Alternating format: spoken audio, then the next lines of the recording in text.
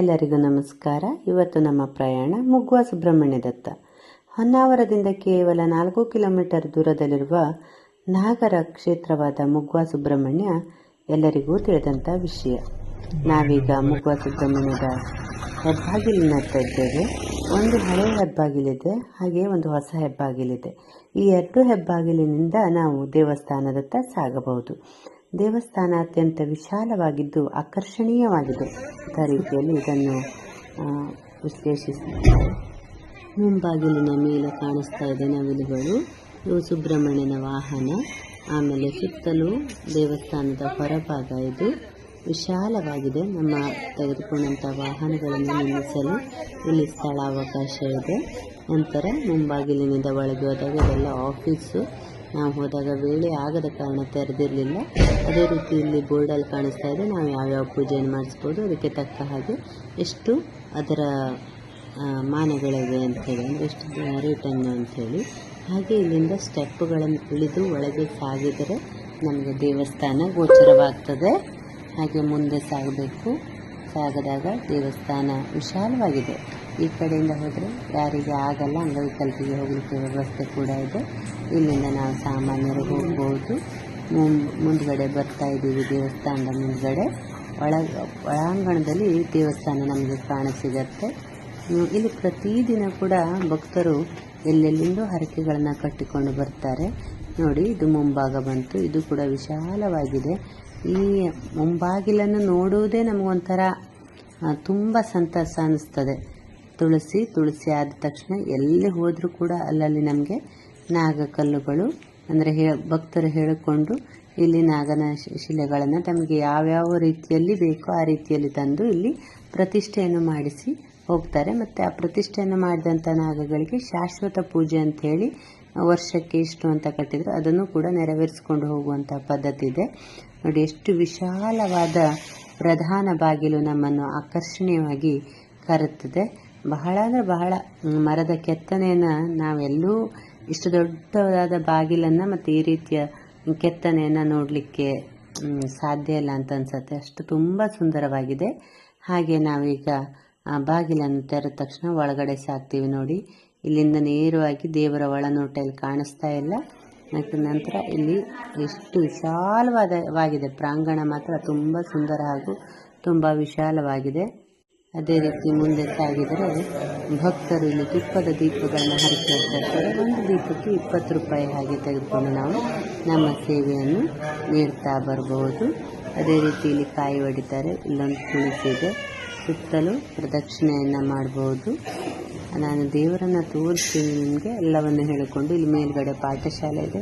ಕೆಳಗಡೆ ಬಂದು ಯಾರು ಅಂದರೆ ದೇವರ ಕಾರ್ಯವನ್ನು ನೆರವೇರಿಸ್ತಾರೋ ಅವರಿಗೆ ಊಟದ ಅಥವಾ ವಸತಿಯದ್ದು ಅವರಿಗೆ ಹೇಳಿಕೊಂಡ್ರೆ ಮಾತ್ರ ಅವರು ಮಾಡಿಕೊಡ್ತಾರೆ.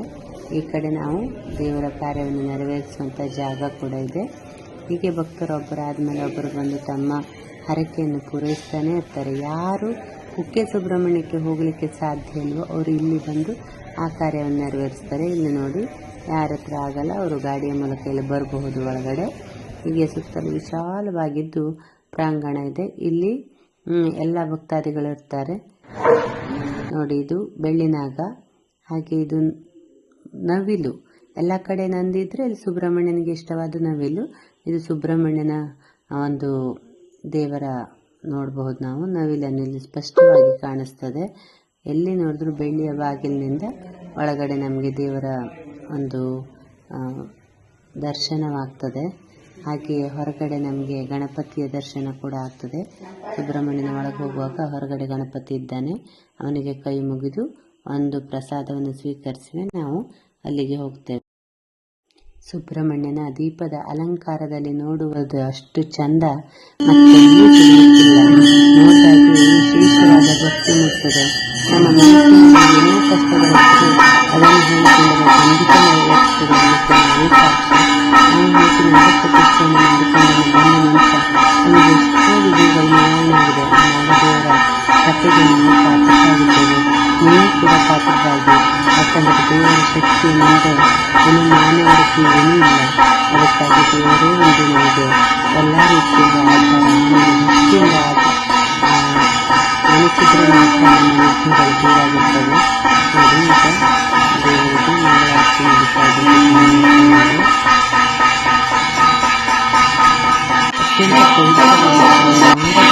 ಈಗ ದೇವರಿಗೆ ಮಂಗಳಾರತಿ ನಡೀತಾ ಇದೆ. ಅತ್ಯಂತ ಇತಿಹಾಸವಿದ್ದ ದೇವಸ್ಥಾನ. ಕ್ಷೇತ್ರ ಸುಬ್ರಹ್ಮಣ್ಯ ರಾಮ ಪಂಚದ ಭಾಗವೊಂದಗೆ ರಾಮವ್ಯ ಕ್ಷೇತ್ರ ಸುಬ್ರಹ್ಮಣ್ಯವೆಂಬರು ಇದರ ಮಧ್ಯವನು ಮುಗುವೆ ಸುಬ್ರಹ್ಮಣ್ಯ ತಿರಿಯಲಿ ಸ್ವಾಮಿ ಸನ್ಮುಖ ಭಕ್ತ ಜನರಿಗೆ ಸಮಯ ನೀಡುವ ವರದ ಹಸ್ತವ ತೋಡಿ ನಿಂತಿರುವ ಮುಕ್ತಿಗರಿಯನು ಬಿಚ್ಚಿ ಕಣ್ಣನು ನೀಲಕಂಠವು ಎಪ್ಪಿಸಿರವನು ಪಾದಸಾಕ್ಷನ ನೋಡುತ್ತಿರುವುದು ಅವನ ಮುಂಗಡೆಗೆ. ಪಾದಸಾಕ್ಷನ ಮುಂದೆ ಬಲಗಲಿ ಅಣ್ಣ ಗಣಪನು ಬಲದ ಮುರಿಯುವ ಮುಂದೆ ಮೋದಕ ಮುದದಿ ತಿನ್ನುತ್ತ ಅಲ್ಲೇ ಕುಳಿತಿಹನು. ದೂರದಿಂದಲೇ ಬಂದು ಭಕ್ತರು ತಮ್ಮ ಕಷ್ಟವ ಇಲ್ಲಿ ಬೇವರು ಅವರ ಕಷ್ಟವ ದೂರ ಮಾಡುವನು ನವಿಲು ವಾಹನನು. ದಿನವೂ ತಪ್ಪದೆ ತಾರಿಗೆ ಕದಳಿ ಪಕ್ವವು ಬರುತ್ತಲಿರುವುದು ಕದಳಿ ಪಕ್ವವು ಅವನಿಗಿಲ್ಲದ ದಿನವೂ ಅಂದಿಲ್ಲ. ನಂದ ಶೋಕದ ಬಾಧೆ ಬರುತ್ತಿದೆ ಭಕ್ತರಿಲ್ಲಿಗೆ ಬಂದು ಸ್ವಾಮಿಯ ಸನ್ನಿಧಾನದಿ ಹೇಳಿಕೊಂಬರು ಸರ್ಪ ಪೀಡೆಯನು. ಇಲ್ಲಿ ನಿಯಮಕ್ಕೆ ಹೊಂದಿದಾತರು ನಾಗ ಪ್ರತಿಮೆಯ ಶಿಲೆಯ ಸ್ಥಾಪಿಸಿ ಬೇಡಿಕೊಂಬರು ಉರಗ ಬಾಧೆಯ ದೂರ ಮಾಡೆಂದು. ಮುಗುವೆ ಸುಬ್ರಹ್ಮಣ್ಯ ಮಹಿಮೆಯ ನಿಷ್ಠೆಯಿಂದಲೇ ಯಾರೇ ಬೇಡರು ಕಷ್ಟರಹಿತರು ಆಗಿ ತಮ್ಮ ಅಭಿಲಾಷೆ ಹೊಂದುವರು. ವಿಘ್ನನಾಶನೇ ಈಶ ಪುತ್ರನೇ ಮತ್ತೆ ಸುಬ್ರಹ್ಮಣ್ಯನಾಥನೇ ನಮಿಸಿ ಬೇಡುವೆನು ಕ್ಷೇತ್ರ ಸುಬ್ರಹ್ಮಣ್ಯ ಮಹಿಮೆಯನು. ಭಕ್ತರೊಬ್ಬರು ಹೇಳಿದ ಹಾಡಿನ ಮೇಲೆ ಗೊತ್ತಾಗತ್ತೆ ಎಲ್ಲ ಮಹಿಮೆ ದೇವಸ್ಥಾನದ್ದು. ನೋಡಿ, ಈಗ ನಾವೀಗ ನೋಡ್ತಾ ಇರೋದು ನಾಗಬನ. 1,000 ನಾಗರ ಕಲ್ಲುಗಳನ್ನು ಭಕ್ತರು ಸ್ಥಾಪಿಸಿದ್ದಿಲ್ಲಿ ನೋಡ್ಬೋದು. ಏನೋ ಒಂದು ಮನೆ ಹತ್ರ ನಾಗರಾವ್ ಬಂತು, ಕನಸಿನಲ್ಲಿ ಕಂಡಿತು ಅಥವಾ ಮನೆಯಲ್ಲಿ ಆಗದಿದ್ದವರು ಇಲ್ಲಿ ಸ್ಥಾಪಿಸಿ ಇದಕ್ಕೆ ವಾರ್ಷಿಕ ಪೂಜೆಯನ್ನು ನೆರವೇರಿಸುವಂತೆ ಕೊಟ್ಟು ಹೋಗ್ತಾರೆ. ಭಕ್ತಿಯಿಂದ ಭಕ್ತರು ಹೇಳಿಕೊಂಡದ್ದು ಈಡೇರಿದಂತಹ ಸಾಕಷ್ಟು ಉದಾಹರಣೆಗಳು ಇಲ್ಲಿ ಕಾಣಸಿಗುತ್ತವೆ. ಇದನ್ನು ನಾಗಬನ ಅಂತ ಕರಿತೇವೆ ನಾವು. ಎತ್ತ ನೋಡಿದರತ್ತ ನಾಗರ ಕಲ್ಲುಗಳು ಇಲ್ಲಿ ಕಾಣಸಿಗುತ್ತವೆ. ಅದಕ್ಕೆ ಪ್ರತಿ ವಾರ್ಷಿಕ ಪೂಜೆ ಕೂಡ ಇರುತ್ತೆ, ಅದನ್ನು ನೆರವೇರಿಸಬಹುದು. ಇಲ್ಲಿ ನಾವು ವಿಘ್ನ ನಿವಾರಕ ಗಣಪತಿಯನ್ನ ಪೂಜಿಸುವುದನ್ನು ನೋಡ್ತಾ ಇದ್ದೀವಿ. ಮೊದಲು ಗಣಪನಲ್ಲಿ ನಮ್ಮ ಪ್ರಾರ್ಥನೆಯನ್ನು ನೆರವೇರಿಸಿ ನಂತರ ಸುಬ್ರಹ್ಮಣ್ಯನಲ್ಲಿ ಪ್ರಾರ್ಥನೆಯನ್ನು ಮಾಡಿಕೊಳ್ಳುವುದು ವಾಡಿಕೆ. ಯಾವುದಾದ್ರು ಕಾರ್ಯಕ್ರಮಗಳನ್ನು ನಾವು ಹೇಳಿಕೊಂಡಿದ್ರೆ ಪಕ್ಕದಲ್ಲಿರುವಂತಹ ಕಾರ್ಯಕ್ರಮ ಮಾಡುವಂಥ ಸ್ಥಳದಲ್ಲಿ ಮಾಡಿಸ್ತಾರೆ. ಇದು ಅತ್ಯದ್ಭುತವಾದ ಎಷ್ಟು ದೊಡ್ಡ ತುಳಸಿ ಇದೆ ನೋಡಿ. ಹಾಗೆ ಆವಾಗ ಹೇಳಿದ ಹಾಗೆ ತುಪ್ಪದ ದೀಪಗಳು, ಇಲ್ಲಿ ಬೆಳ್ಳಿ ನಾಗರವನ್ನು ಕೂಡ ನಾವು ಕಾಣಬಹುದು. ಇವೆಲ್ಲ ನೋಡಲಿಕ್ಕೆ ತುಂಬ ಖುಷಿಯಾಗ್ತದೆ. ಮತ್ತೊಮ್ಮೆ ಪ್ರಾಂಗಣವನ್ನು ವಿಶೇಷವಾಗಿ ನೋಡುವಂಥ ಒಂದು ಭಾಗ್ಯ. ಹಾಗೆ ಪೂಜೆ ಮಾಡಿದಂತಹ ವೈದಿಕರಿಗಷ್ಟೇ ಇಲ್ಲಿ ಊಟ ಪ್ರಸಾದವಿರ್ತದೆ. ಪ್ರತಿಯೊಂದನ್ನು ನಾವು ಕಣ್ತುಂಬಿಸ್ಕೊಳ್ಬಹುದು. ಈ ದೇವರಿಗೆ ಬಾಳೆಹಣ್ಣು ವಿಶಿಷ್ಟವಾದ ನೈವೇದ್ಯಕ್ಕೆ ಎಲ್ಲರೂ ತರ್ತಾರೆ. ಅದೇ ರೀತಿ ಆ ಭಕ್ತೆಯೊಬ್ಬರು ಹಾಡಿನ ಮೂಲಕ ಇದರ ಪೂರ್ಣ ಕಥೆಯನ್ನು ನಮಗೆ ತಿಳಿಯಪಡಿಸಿದ್ದಾರೆ. ತುಂಬ ತುಂಬ ಮಹತ್ವ